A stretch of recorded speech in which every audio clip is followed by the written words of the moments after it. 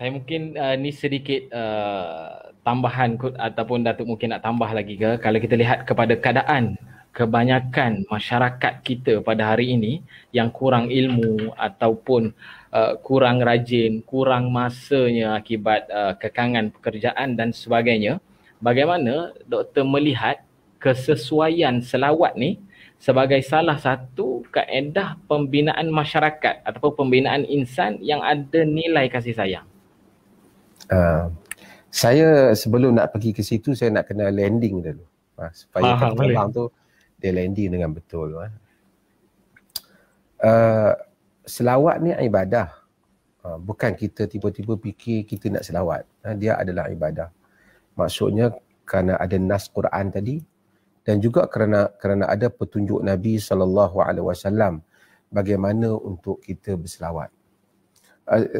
Dalam hadis Ka'ab bin Ujrah dan juga hadis Abu Humaid As-Sa'idi, juga riwayat Abu Mas'ud dan beberapa sahabat yang lain ni riwayat, sama ada dalam Musnad Ahmad Al-Bukhari dan juga Muslim, Musnad Ahmad dan selainnya. Sahabat, kebanyakan riwayat menunjukkan yang sama. Sahabat bertanya pada Nabi, kaifa nusalli alaika, ataupun kaifa as-salatu alaika, bagaimana kami nak selawat kepadamu, bagaimana kami nak selawat kepadamu. Jadi Nabi SAW yang ajar bagaimana kita nak berselawat kepada Nabi SAW. Dalam hadis Ka'ab bin Ujrah, Nabi SAW, juga hadis Abu Mas'ud, Nabi SAW sebut, Allahumma salli ala Muhammad wa ala ali Muhammad kama sallaita ala Ibrahim wa ala ali Ibrahim wa barik ala Muhammad wa ala ali Muhammad kama barakta ala Ibrahim wa ala ali Ibrahim fil alamin innaka Hamidul Majid. Dalam sebahagian riwayat selepas yang pertama tu, Allahumma salli ala Muhammad wa ala ali Muhammad kama sallaita ala Ibrahim wa ala ali Ibrahim innaka Hamidul Majid wa barik ala Muhammad wa ala ali Muhammad kama barakta ala Ibrahim wa ala ali Ibrahim innaka Hamidul Majid. Dalam riwayat Abu Humaid As-Sa'idi, Nabi ajar kepada dia, Allahumma salli ala Muhammad wa azwajihi wa zurriyatihi kama sallaita ala ali Ibrahim wa barik ala Muhammad wa azwajihi wa zurriyatihi kama barakta ala ali Ibrahim. Ini adalah lafaz-lafaz yang disebut di dalam hadis-hadis Nabi SAW. Saya nak berkempen pasal zaman sekarang ni ramai orang selawat, ramai orang hantar saya selawat mana saya patut pilih kan. Saya tidak ada komen pada selawat yang lain tu. Kerana ulama kata apa saja sirah selawat, selawatlah. Tetapi tidak akan lebih baik daripada apa yang ditunjukkan oleh Nabi SAW. Pasal ini soalan dia, bagaimana kami nak berselawat padamu? Cuba kita lihat maknanya. Nabi yang bagi tahu dia macam mana dia nak orang doa kat dia. Sallallahu alaihi wasallam. Dia kata doa tu ialah, ya Allah, Allahumma salli ala Muhammad wa ala ali Muhammad. Ya Allah, selawat kepada Muhammad, yakni doa kebaikan untuk Muhammad kepada dan kaum keluarga Muhammad seperti mana engkau telah memberikan kebaikan kepada Ibrahim dan kaum keluarga Ibrahim. Itu dia punya ukuran dia. Dan berkatilah Muhammad dan kaum keluarga Muhammad seperti mana engkau telah memberkati Ibrahim dan kaum keluarga Ibrahim. Yang artinya Nabi yang dianggap semua orang ni, Ibrahim adalah qudwah. Walaupun dari segi afdaliyah Nabi yang terbaik adalah Nabi kita Muhammad SAW. Tapi Ibrahim adalah Nabi Khalilullah, ialah kekasih Allah. Kan? Wa man yarghabu an millati Ibrahim illa man safiha nafsah. Wa man yarghabu an millati Ibrahim illa man safiha nafsah. Sesiapa yang berpaling daripada agama Nabi Ibrahim, dia adalah orang yang telah membodohkan dirinya. Walaqad istafainahu fid dunya wa innahu fil akhirati laminas salihin. Kami telah tabalkan dia di dunia dan di akhirat kelak ia termasuk di kalangan orang-orang yang saleh. Artinya selawat kita kepada Nabi, kadarnya yang kita minta Allah kurniakan kepada Nabi seperti Nabi Ibrahim alaihissalam. Itu untuk kita tahu. Jadi inilah selawat kita pada Nabi. Walaupun ada lafaz-lafaz yang orang cadang yang macam lain dan macam-macam lagi, tak apalah, berbagai-bagai pendapat dalam hal itu. Tetapi dia nak tambah apa, itu satu ijtihad yang orang buat. Tetapi saya nak nukil seorang tokoh mazhab Syafi'i yang penting, iaitu Tajuddin As-Subki, anak kepada Taqiyuddin As-Subki, yang semua orang dalam mazhab Syafi'i akan tahu As-Subki. As-Subki telah buat dalam kitabnya iaitu At-Tabaqatul Kubra, tabaqat yang paling besar, iaitu Tabaqatul Syafi'iyah, tabaqat ulama-ulama Syafi'iyah.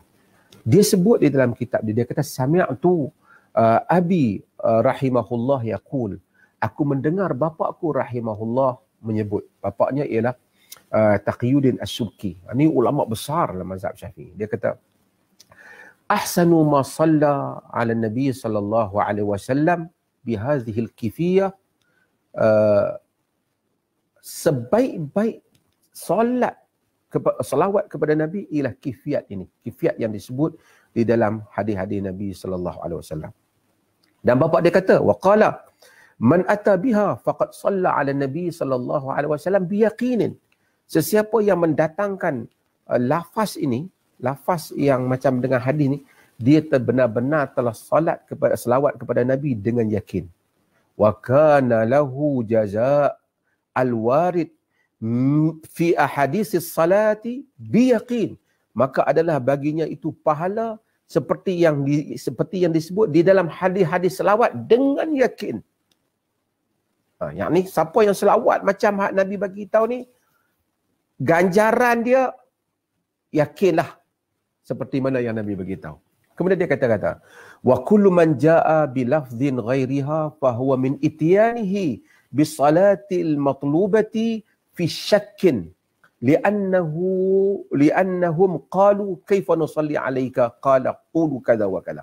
Dia kata ada pun orang yang berselawat dengan lafaz yang selain daripada yang Nabi bagi tahu ini, iaitu mereka ini mendatangkan untuk selawat itu dengan satu lafaz, selawat yang dituntut dengan lafaz yang syak. Syak ni boleh jadi okey, boleh jadi diterima, tapi dia tidak seyakin seperti mana yang disebut oleh Nabi SAW.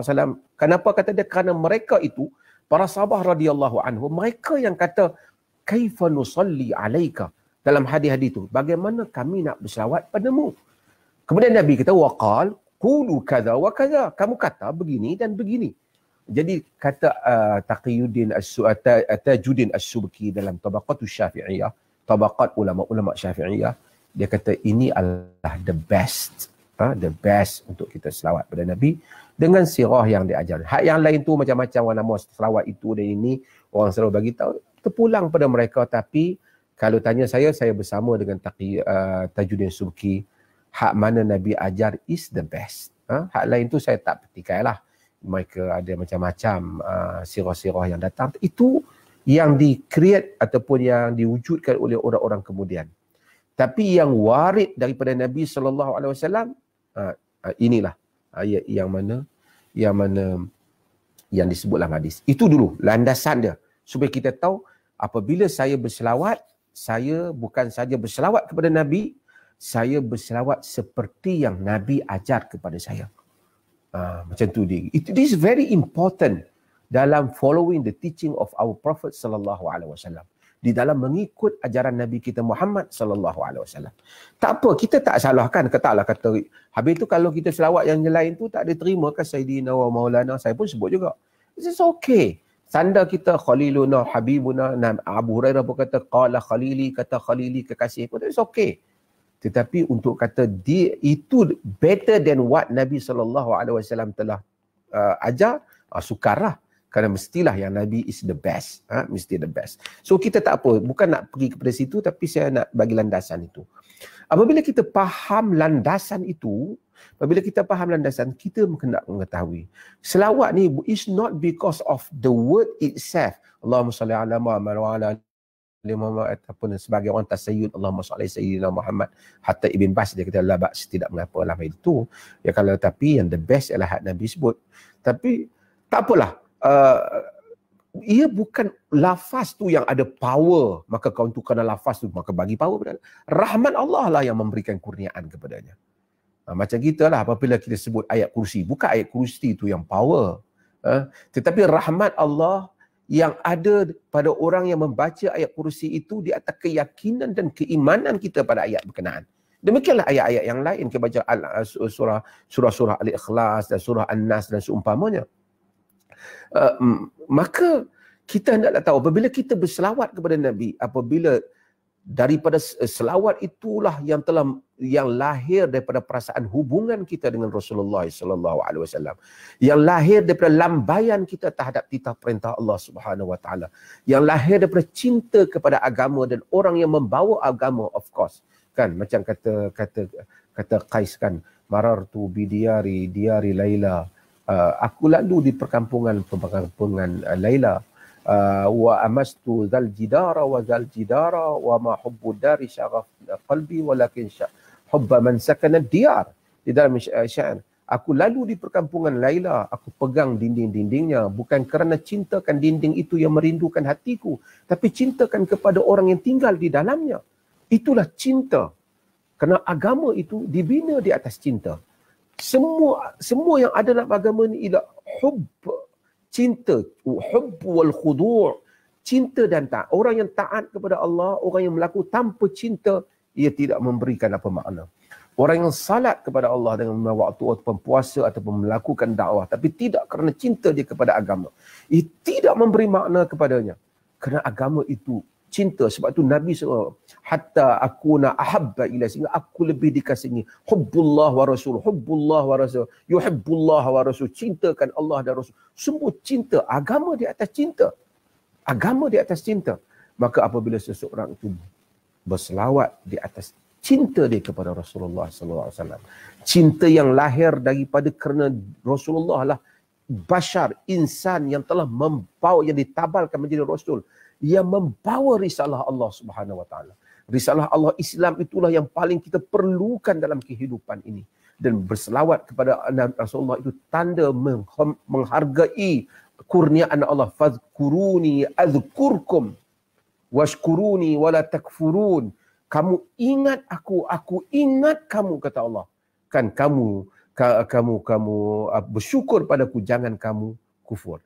Kata Al-Imam Ibn Qayyim Al-Jauziyah, cukup kalau dengan sepatah ayat ni untuk kita melakukan segala zikir termasuk selawat lah. Kamu ingat aku ingat kamu. Hanya kamu sebut aku sebut kamu. Kalau Allah sebut kita, kalau Allah ingat kita, besar maknanya. Kita kalau jumpa ni dalam manusia kan, jumpa satu orang besar, tiba-tiba sebut nama kita. Yang di Petua Agung, kita orang kampung, tiba-tiba sebut nama kita. Oh, kita buat potongan sebutan dia setengah minit tu. Padahal tak ada apa pun, sama-sama makhluk je kita ni. Tapi kalau Allah menyebut kita, mengingati kita, ia sesuatu yang besar. Maka demikianlah makna selawat. Walaupun kalau bukan Allahumma salli ala Muhammad, Allahumma salli ala Muhammad, selawat berapa? Satu ya, Allahumma salli ala Muhammad, Allahumma salli berapa? 200. Bukan itu. Bukan itu, tapi Allahumma salli ala Muhammad wa ala ali Muhammad, yang terbit daripada suatu perasaan kecintaan kepada Nabi yang membawa agama yang besar. Dan membanyakkan selawat itu, ia bukan menghubungkan saja kita dengan Nabi, bahkan ia yang paling utama menghubungkan kita dengan zat yang mengutuskan Nabi, iaitu Allah Subhanahu wa taala. Jika itulah mafhum selawat yang kita faham, selawat itu mempunyai fadilat yang besar dan kesan yang besar di dalam kehidupan setiap orang. Dia akan melihat keajaiban demi keajaiban kesan selawat. Kurniaan demi kurniaan. Sama dengan apabila kita beristighfar dengan istighfar yang banyak. 1000, 2000 kali. Bukan soal jumlah itu. Tapi soal hati yang begitu tulus. Hati yang begitu pasrah ketika menyebut astaghfirullahaladzim. Rabbi ghafirli. Tuhan ampunkanlah aku. Dan inilah makna yang sepatutnya kita semua cuba hayati apabila kita melakukan apa-apa amalan agama. Sebab itu balik kepada jalan salaf. Balik kepada jalan para sahabat radhiyallahu anhu. Balik kepada contoh teladan para tabi'in. Dia are the best example. Mereka adalah contoh yang terbaik di dalam pelaksanaan hukum hakam dan penghayatan agama ini.